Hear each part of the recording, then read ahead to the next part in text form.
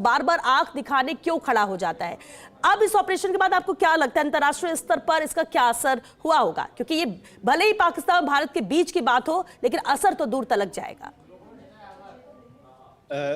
Diplomatically Pakistan isolate होगा, इसमें कोई शक नहीं है। जो भी जैसे टर्की हो चाहे ईरान हो, आपने देखा किसी भी राष्ट्र ने भारत की इस पहल का और भारत के इस सेल्फ डिफेंस के एक्शन का कोई विरोध नहीं जताया।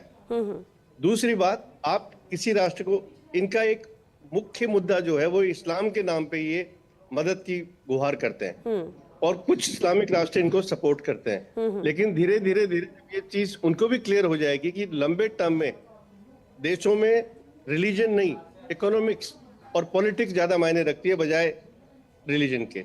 तो मुझे लगता है कि चाहे टर्की हो, चाहे ईरान हो, चाहे और भी जो राष्ट्र जो इनको सपोर्ट करते हैं, उनको ये समझ में आने लग गया है कि भाई अभी पाकिस्तान के साथ में आपके संबंध, चाहे आप रिश्ते मधुर रख सकते हो, लेकिन उनको पाकिस्तान को भारत के खिलाफ आप मदद नहीं कर सकते।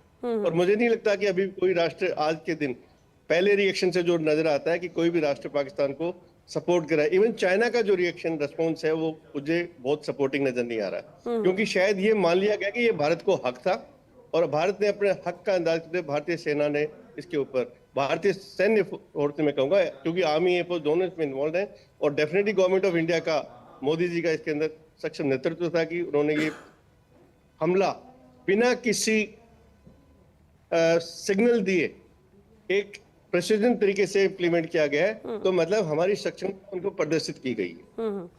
बिल्कुल। इससे से दूसरे देशों से रिएक्शन भी आ रहा है कि जिससे इजराइल ने भी कहा कि भारत को खुद की रक्षा का अधिकार है और ये समर्थन है हर एक तरह देश है। जिस तरह से वहां से फीडबैक दिया जा रहा है, ये कह सकते हैं कि वहां से प्रतिक्रिया आ रही है इस ऑपरेशन के बाद।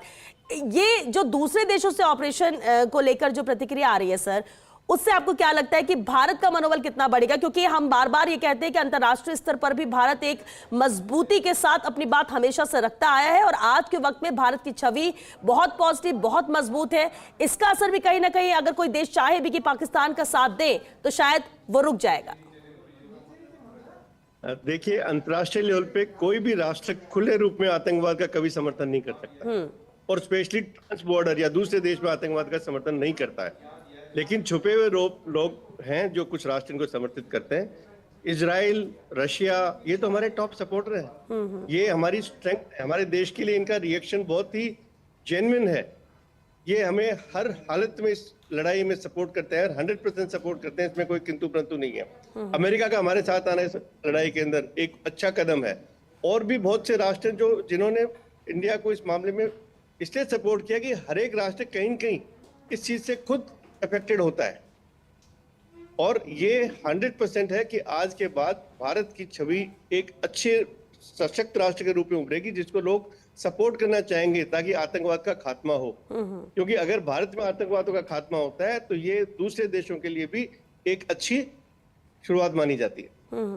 और बिल्कुल सर, आपने भी कहा कि ये ऑपरेशन भी एक शुरुआत के तौर पर इसे देखा जाना चाहिए। ये भी कहा जा रहा है कि अभी तो ट्रेलर है, पिक्चर अभी बाकी है, आगे किस तरह कार्रवाई, क्योंकि एयर स्ट्राइक हो या ऑपरेशन सिंदूर जैसे ही कार्रवाई हो, ये जरूरी नहीं है, लेकिन आगे आतंकवाद के खात्मे को लेकर किस तरह से कार्रवाई और होनी चाहिए आपको लगता है? हालांकि सेना अपने स्तर पर पूरी तैयारी करती है और कब क्या होगा ऐसे सरप्राइज शायद हमें फिर किसी दिन मिल जाए, लेकिन फिर भी उम्मीद क्या की जा रही है?